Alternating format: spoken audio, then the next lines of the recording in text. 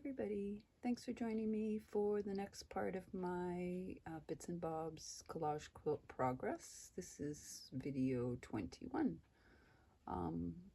I have started this week already, and I blind stitched the oval corduroy piece down with the this butterfly came from a doily, and these are coil roses I made from repurposing some strings from clothing. So that's down now, and I did decide in the end that I do like this trim, this blue trim here tucked in.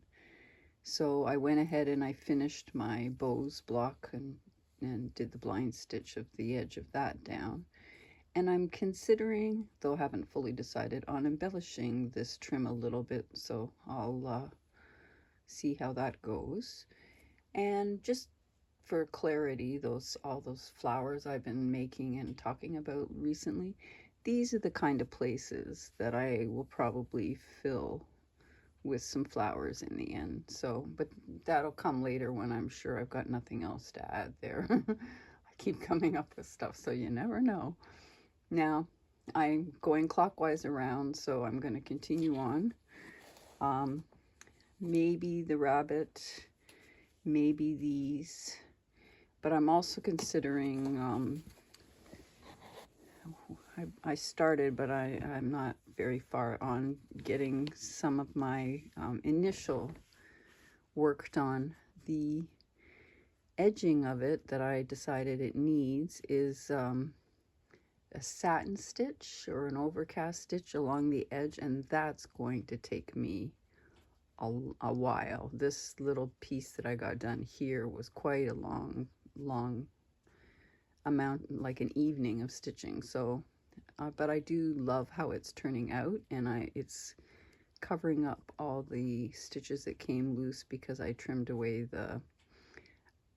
it off of a bigger piece. So I do think ultimately it'll be great, but yeah, that's a lot of stitching. So I might continue with this one too. When I've made some progress, I'll let you know, and I'll come back. All right, I'm back.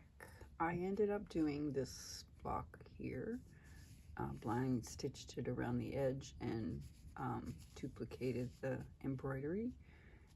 Funny thing was, though, when I got to here, this trim was very thick, and it altered the shape of this. Of course, I had it originally to be on top, so at the last minute I just decided I would tuck it under, and I removed a few of the stitches on this side so I could tuck it under, and then I redid those stitches. And you know, removing a few stitches to get something you'll be ultimately happy with is always worth it. I know unstitching isn't always fun, but in the end, if you like how it turns out, it's better. And just to point out, in case you didn't notice, I got one of those little ribbon tabs that I made up. I added the one here with the little heart.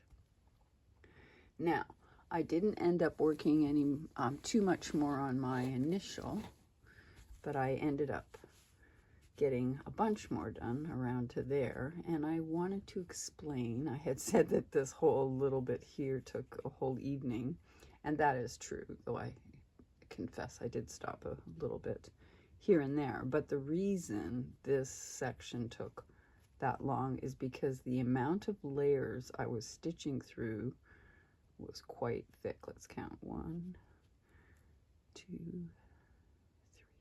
4, 5, 6, 7 layers I was stitching through. So it didn't make it easy. I had to get out my needle nose pliers and pull the needle through. But once I got past here, this was actually quite easy. So I'm really going to like how that is going to finish off this patch, that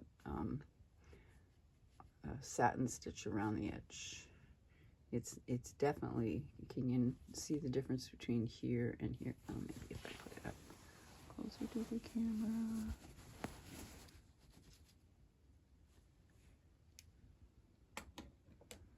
There, you can see it. This is so much nicer than just what's there.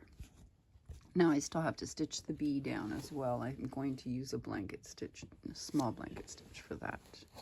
Okay, time to upload, and I will, first of all, thank you for being interested. And if you are wanting more progress and still interested next week, I will have another video for you then.